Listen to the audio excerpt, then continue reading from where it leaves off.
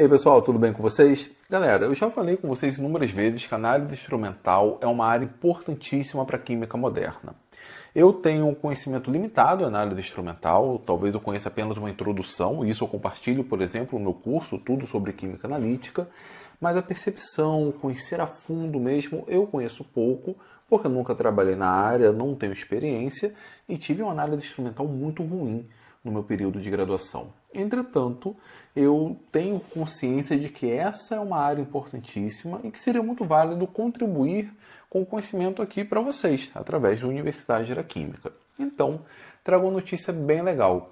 A partir desse vídeo, nós teremos uma parceria aqui no Universidade da Química com o professor Ademário Iris. O professor Ademário, ele é professor do Instituto Federal do Rio de Janeiro, é professor de análise instrumental há décadas, e ele disponibilizou alguns vídeos que ele produziu durante esse período do ensino remoto para que eu compartilhe com vocês aqui na Universidade da Química.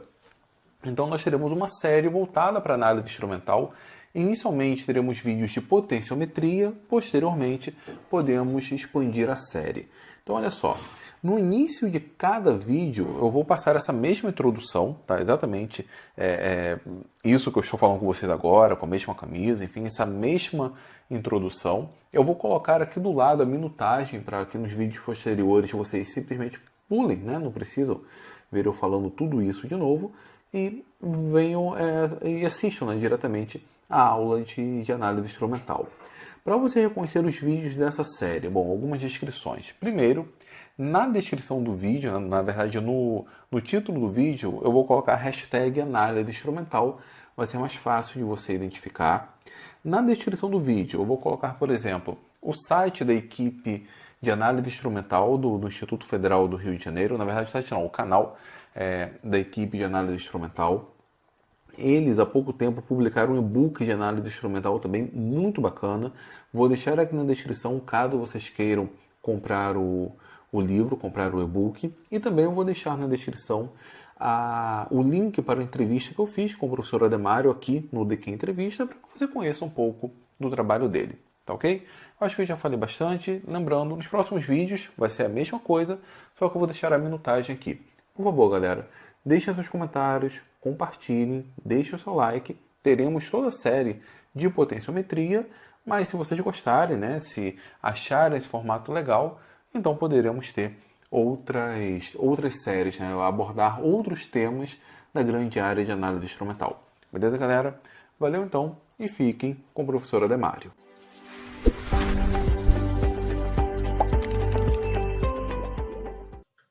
Vamos falar sobre o tipo mais comum de eletrodos indicadores, aqueles que usam membranas seletivas, com destaque para o eletrodo de pH, o melhor eletrodo de membrana. Os eletrodos indicadores de membrana seletiva vão se basear sempre na pilha de concentração. A grande diferença está na atuação da membrana, que vai ter resposta seletiva. A seletividade da membrana vai fazer com que apenas algumas espécies tenham interação e forneçam leitura de potencial na pilha de concentração. Como foi visto na pilha de concentração, haverá potencial para a diferença de concentração entre solução interna e externa do cátion para o qual a membrana é seletiva. Do mesmo modo, haverá potencial para a diferença de concentração do ânion para o qual a membrana é seletiva. Mas o modelo matemático ainda terá de sofrer modificações para chegar numa condição de medição correta em condições experimentais reais e que sejam fora da condição de Nernst. Mas como é que a membrana torna-se seletiva?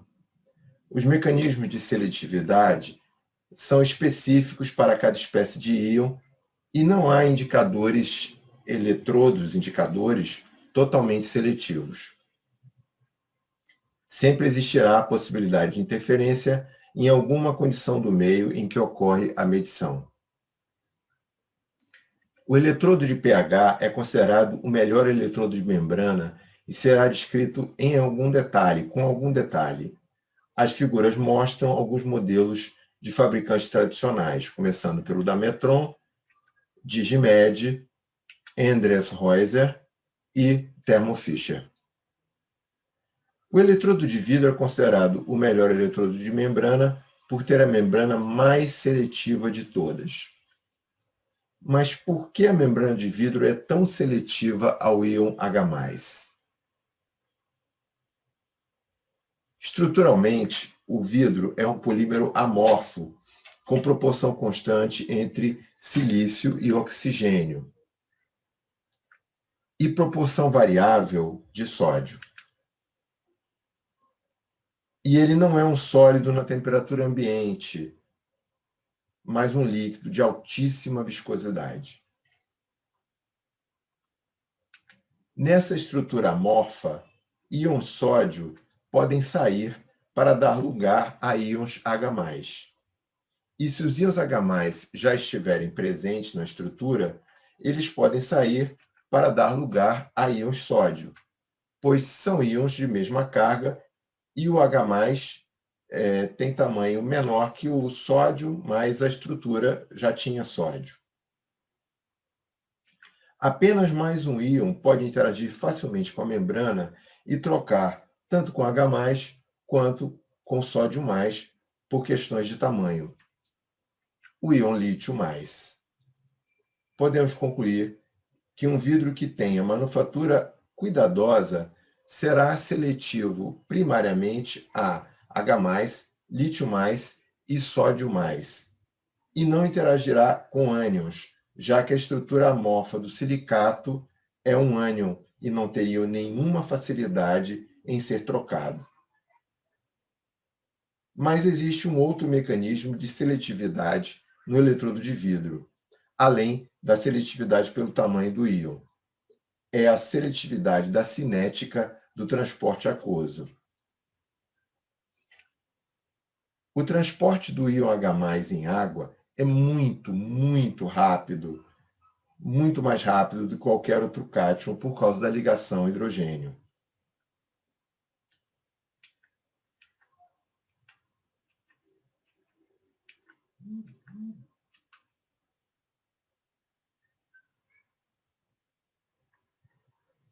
Qualquer outro cátion se move na água arrastando suas águas de solvatação pelo meio da massa d'água. Com esses dois mecanismos de seletividade, só existe interferência de lítio e sódio+, quando a concentração de H+ é extremamente baixa, em pH maior que 10. Para diminuir esta interferência, é possível utilizar vidros que já tenham lítio parcialmente na sua composição e, por conseguinte, tenham sítios de interação onde não entra o íon sódio+. Como o lítio+ é um íon bastante raro de aparecer em amostras, a diminuição da interferência do sódio+ possibilita eletrodos de vidro que conseguem medir sem interferência de sódio+ até pH 12. Mas não é possível construir vidros inteiramente com lítio na composição, pois a viscosidade do vidro abaixa muito e ele não se comporta mais como um pseudo-sólido. Mas como é construído este eletrodo? Bom, ele é um bulbo de vidro conectado num tubo de vidro, que pode ser também de plástico, embora seja mais fácil que seja tudo vidro. Mas a parte sensível às variações de H+, e que tem a propriedade de trocar rapidamente com o meio, é somente o bulbo de vidro. Dentro do tubo, bulbo, há uma solução concentrada de cloreto de potássio, tamponada em pH 7, e um eletrodo de referência de prata, cloreto de prata. Os íons H+ da solução aquosa que se quer medir vão interagir com a membrana do bulbo de vidro e penetrar na camada de gel superficial que se forma na superfície do vidro. A concentração destes íons na membrana na condição de equilíbrio depende do pH da solução. Na parte interna, acontece o mesmo fenômeno. Mas, como a solução interna é tamponada em pH 7, a concentração dos íons H+ no gel da membrana interna é sempre a mesma. Se a solução externa for ácida, a concentração de H+ será maior na parte externa da membrana.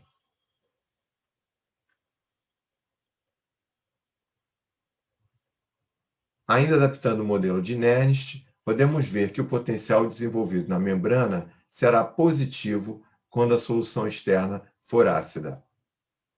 Mas o potencial desenvolvido na membrana será zero quando a solução externa também for neutra. E o potencial desenvolvido na membrana será negativo, menor que zero, quando a solução externa for básica. O eletrodo de referência prata-cloreto de prata interno ao bulbo vai servir como contato elétrico para medir o potencial da membrana do eletrodo de vidro, pois o vidro em si não é bom condutor. Para fazer a medida, o eletrodo de vidro e seu eletrodo de referência interno serão conectados ao polo positivo do medidor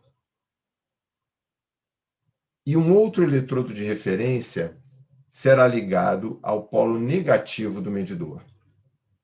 O potencial lido será a diferença entre os eletrodos de referência mais o potencial da membrana que está entre eles. A calibração deste sistema e o modelo matemático serão vistos no próximo vídeo. Mas o eletrodo de vidro normalmente é usado no seu formato combinado,